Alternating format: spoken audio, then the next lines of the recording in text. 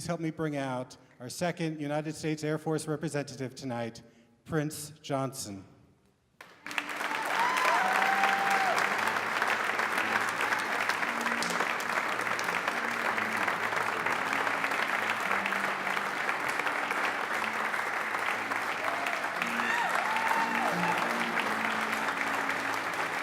Good evening, good evening, good evening.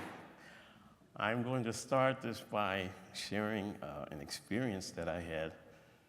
And pardon me if emotions tend to rise.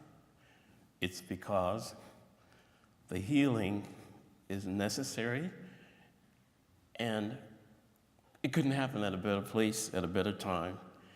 This is a beautiful house. I'm enjoying this, and I'm sure that you are. And so it starts like this. I was stationed at Van Ring Air Base at the time, and this was one of the first attacks that I recall that really got my attention. I worked in the hangar with the aircraft that I was really assigned to at the time, and in that hangar we go through certain phases of inspections. The aft section of this particular aircraft has to come off. All of the other hydraulics and all of the systems really have to be checked for the periodical inspections. My shift was about 12 hours from 7 at night until 7 in the morning. During the time of the morning hours is normally the time in which the attacks would take place. Now, if you can imagine, approximately 5, 7, maybe 8 airmen working on one particular aircraft, and the alarm system goes off. The base warning system sounds. And if you ever want to know exactly what that sounds like, 2:30 in the morning or 2 o'clock in the morning, every first Wednesday, we get the same sound. It took me a while to really get used to that. As a matter of fact, it took me a while to even attend a firework display. This particular evening, the alarm system goes off. Everybody runs for the bunker. You drop everything. You've got a pith helmet. You also have a flak vest. Everybody heads for the bunker when that siren goes off. It just so happens that the bunker was large enough to maybe accommodate 8 to 10 of us, but it got awfully crowded awfully fast. There's always a tendency for one person or two, they gotta fire up a cigarette. And that's probably a sign of nervousness. But the key thing is that it was a little bit too stuffy for me, and I took a chance. I said, I'm gonna walk away from the bunker, and it was about a good 40 feet or so, I would think, to that wall. And sure enough, it didn't take very long for me to realize that I made the wrong move. 82 millimeter mortar comes in.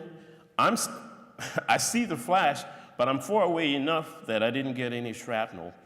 I go back into this bunker with I guess, fear as well as with a little bit of force. And I can remember pushing a few guys in. Of course, they asked me, why did you leave in the first place? So I became the blunt end of this particular joke. And these guys can have some very colorful language, if you know what I'm speaking in terms of.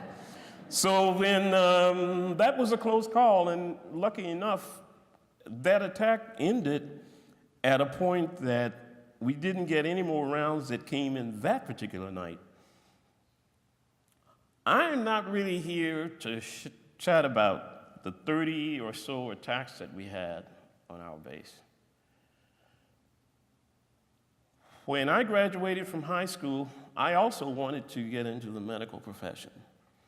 So my first 2 years of college, I had ROTC, which was required, and then I was majoring in professional biology, whereas there were things happening in our society at the time: civil unrest, the war, the casualties, your buddies coming back in boxes and that type of thing. So there's fear, it has a psychological effect on you, and you really are wondering, how can I actually focus on school?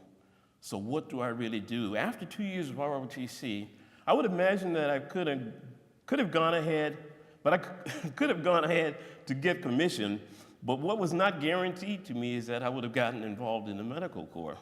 So then, my next move was to make sure that I understood that I knew that I was going to serve.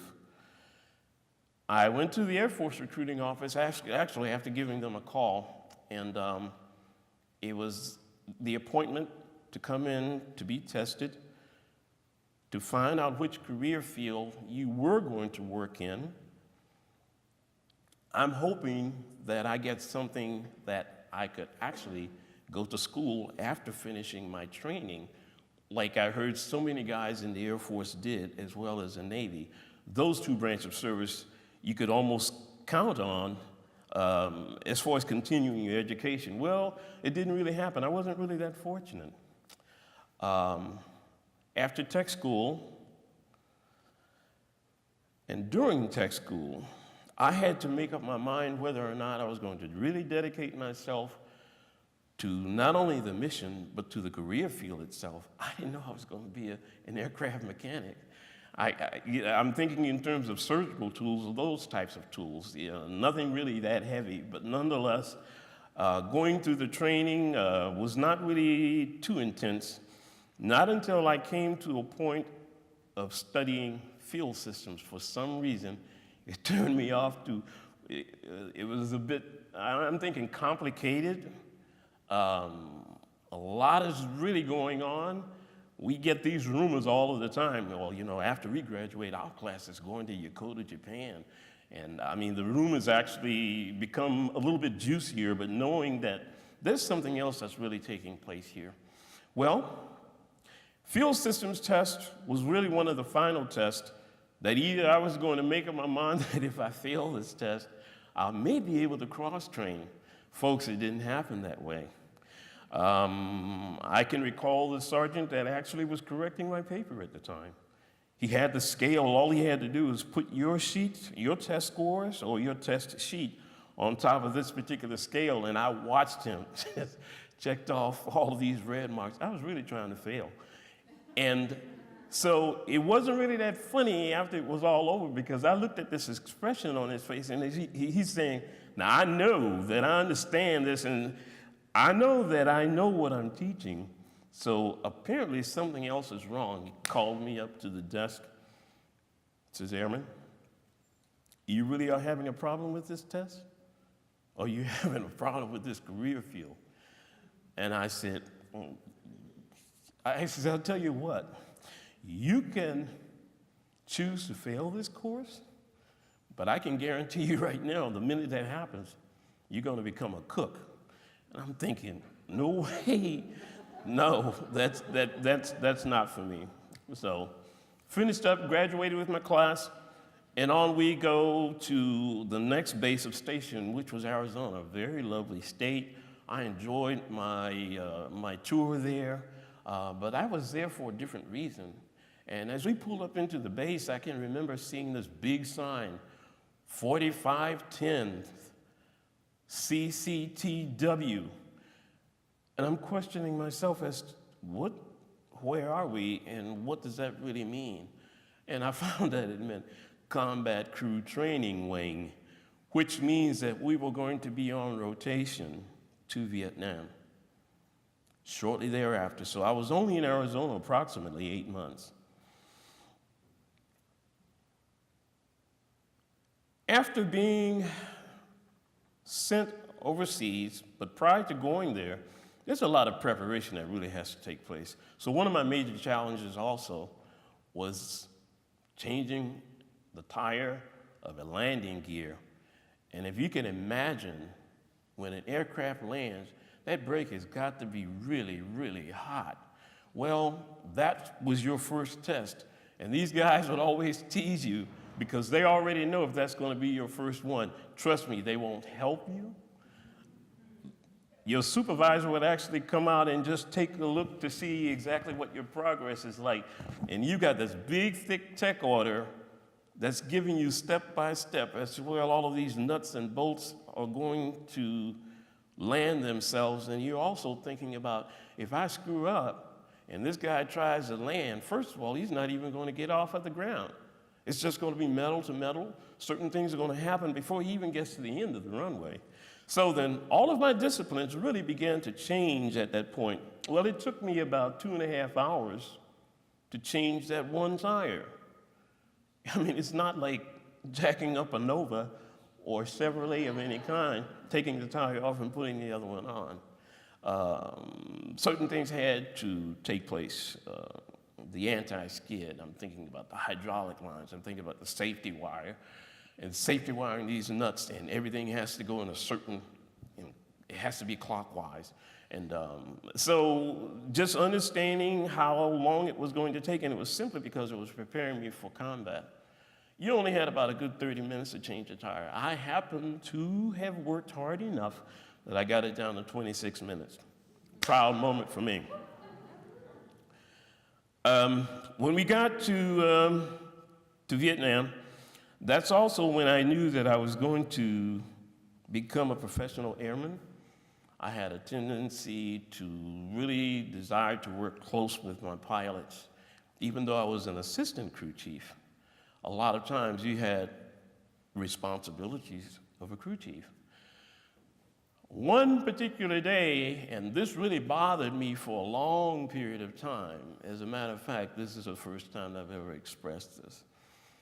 I remember one day that my squadron commander had a sortie, and his wingman flew the aircraft that didn't really make it off of the runway. And after looking at what was taking place, it was a lot of negligence. And at that point, I promised myself that I would be a professional crew chief. And I also was fortunate enough to work on 3 different aircraft, 3 different fighters in our inventory, in which I am proud to say. Some of the other proud moments was actually flying the base commander, in which I became very close friends with, and I even ended up being the base commander of one of the fighter wings in Korea, where I was also stationed. Just wanted to mention here, with everything that was taking place in Vietnam, I would say that everything has really been recorded, and sometimes I spend time just sort of studying where things were, as well as where I was at the time. And there was a healing process to all of this, whereas just to work on an aircraft and to make sure that things were actually go and everything was okay, and to connect with these pilots who had some of the most, oh man, some of the skills, it's just unreal to know how skilled our pilots really are. I know for a fact that I was never really able to go to med school to become a doctor, but there was a lot of healing that took place just learning how to work on these aircraft, and I dedicated myself to becoming a professional airman. Thank you.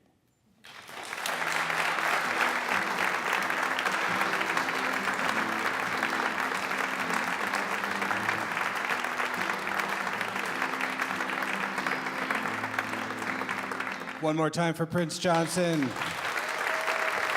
Thank you, Prince.